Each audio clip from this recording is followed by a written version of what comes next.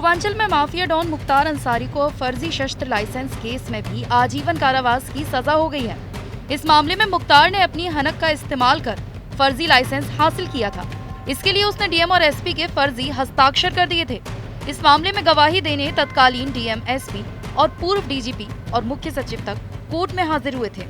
पूर्वांचल के mafia don Mukhtar Ansari को आखिरकार दोनाली बंदूक वाले केस में सजा हो ही गई। ये एक ऐसा मामला है जिसका खुलासा होने पर जिले से लेकर राजधानी तक के अधिकारियों में हड़कंप मच गया था।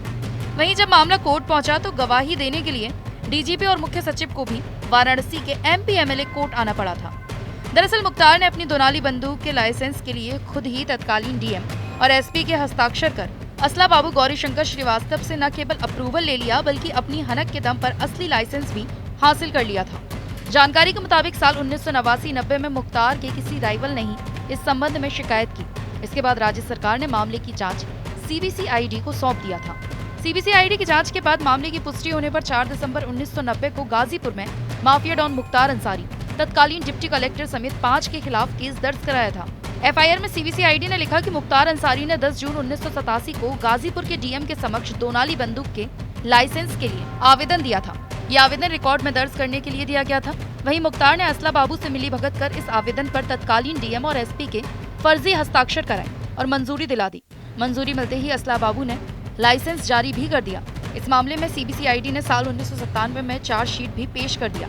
संयोग से मामले की सुनवाई के दौरान ही असला बाबू गौरीशंकर श्रीवास्तव की मौत हो गई। इधर मामले की सुनवाई करते हुए बुधवार की दोपहर वाराणसी के एमपी एमएलए कोर्ट ने मुख्तार को इस मामले में दोषी करार देते हुए आजीवन कारावास की सजा सुना दी है।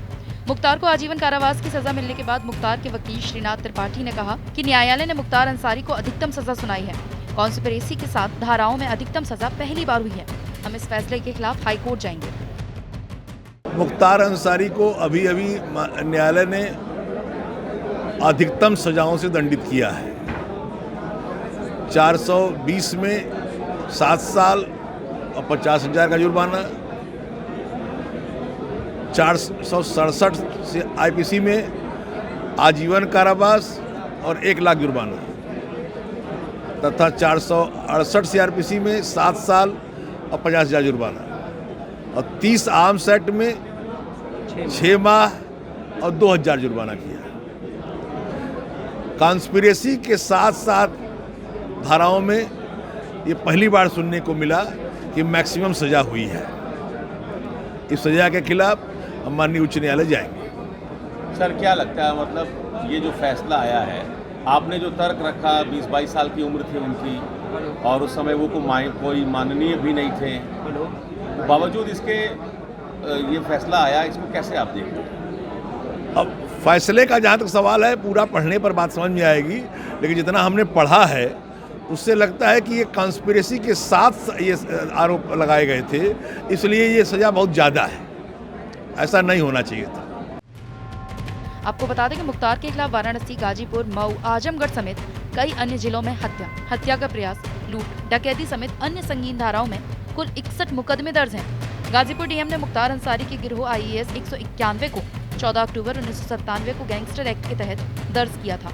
उस समय गिरोह के 22 सदस्य थे, हालांकि अब केवल 19 सदस्य शेष हैं। आपको बता दें कि मुख्तार अंसारी के बेटे और मऊ विधायक अब्बास अंसारी पहले से जेल में हैं। उनके खिलाफ मनी लॉन्ड्रिंग केस है।